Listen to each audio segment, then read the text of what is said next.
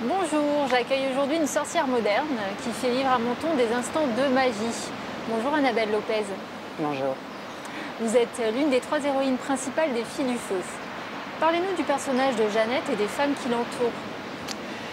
Alors, Jeannette, c'est l'aînée d'une fratrie de 3 sœurs. Alors, on dit fratrie de sœurs, malheureusement. Il n'y a pas encore de mots. Et c'est aussi... elle fait partie d'une grande lignée de femmes guérisseuses, avorteuses, autrement dit appelées sorcières. C'est une histoire fantastique basée sur des faits historiques. Qu'est-ce qui vous a attiré dans le scénario, Annabelle? Tout à fait. Donc ça parle de la chasse aux sorcières qui a eu lieu en 1609 au Pays Basque, qui est un fait réel. Un juge est venu de Bordeaux et a décidé de brûler entre 80 et 200 femmes en quelques mois, en 2-3 mois. Et ce qui m'a vraiment plu, d'abord, je ne connaissais pas cette partie de l'histoire. Elle a été finalement assez peu racontée. Et puis on parle assez rarement des femmes qui viennent du peuple. À cette époque-là, on a beaucoup vu des choses à propos de la noblesse, mais pas des femmes qui venaient du peuple. Donc ça aussi, ça m'a intéressée. Et puis alors, tout le pan sorcière, entre guillemets, où ici, on est vraiment dans une femme qui, en fait, a les connaissances, qui connaît l'anatomie, qui est au service de sa communauté, qui connaît les plantes, qui connaît la nature, qui a une intuition et un rapport très fort au monde.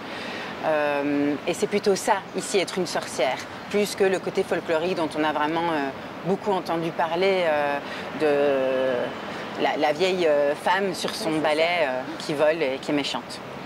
Revenons à votre personnage de Jeannette. Est-ce qu'on peut parler d'elle comme d'une sorcière verte? En fait, comme Graciane, dans le fond, est-ce qu'elle va suivre le même destin que sa mère? Oui, par sorcière verte, je voulais dire qui débute. C'est ce qu'il y a de plus beau, je trouve, dans le personnage de Jeannette, c'est qu'au départ, elle est dans un mode de vie assez conventionnel. Elle s'occupe de ses enfants, de son mari. Elle se sent bien, confortable, je pense. Et petit à petit, la tragédie lui donne l'opportunité, on pourrait dire quand même, de se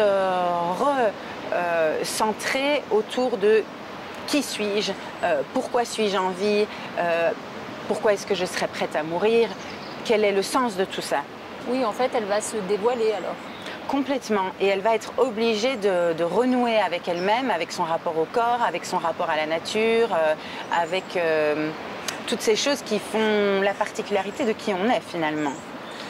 Est-ce que vous avez un souvenir de tournage en particulier à nous raconter, à nous partager?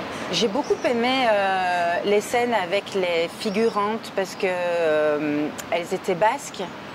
Je dis elles parce qu'il y avait beaucoup de femmes, il y avait des hommes aussi.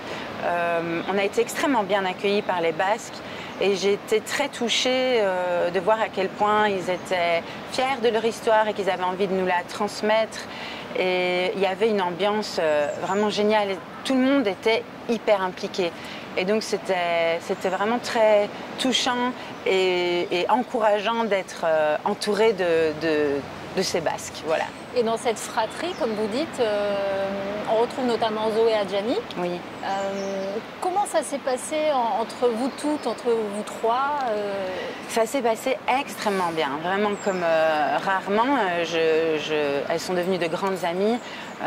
J'ai vraiment senti que tout le monde, avec Magali, la réalisatrice, avec la première assistante, tout le monde était hyper impliqué, engagé et travaillant ensemble. Et donc ça a noué des liens très forts. Et selon vous, est-ce que les sorcières guérisseuses existent toujours aujourd'hui? Ah oui, absolument. J'en suis, oui, totalement persuadée. En fait, c'est le terme sorcière qui fait peur et qui nous met dans une catégorie, comme je disais tout à l'heure, un peu de l'ordre du folklore superficiel. Mais ce rapport, à l'heure qu'on est dans un monde de technologie absolument magnifique quand même, on a vraiment beaucoup de chance de vivre à l'époque dans laquelle on vit, mais c'est important de ne pas oublier qu'on est aussi une force de vie totalement mystérieuse à laquelle on peut être réceptif. et justement de se servir de ça pour avancer dans le monde avec toutes les technologies et toute la pensée qu'il nous offre, intellectuelle. Et si vous aviez un don de guérisseuse, lequel serait-il? Je pense que je pense qu'en fait, être actrice, c'est avoir la capacité d'incarner toutes sortes de personnes sans jugement, d'être dans l'empathie profonde, oui, et de ne pas juger une morale de bien ou de mal. Et ça, pour moi, c'est un pouvoir qu'il m'est donné, que j'ai envie de cultiver, que j'ai envie de partager, que j'ai envie de grandir, que j'ai envie d'élever. Est-ce que la magie est partout pour vous? Oui. Être en vie, c'est magique. C'est complètement dingue quand on y pense. Et un mot sur l'atmosphère du festival? Un mot, je dois dire magique. Non, écoutez, c'est un accueil incroyable. J'ai rencontré des personnes extrêmement gentilles, prêtes à discuter, ouvertes.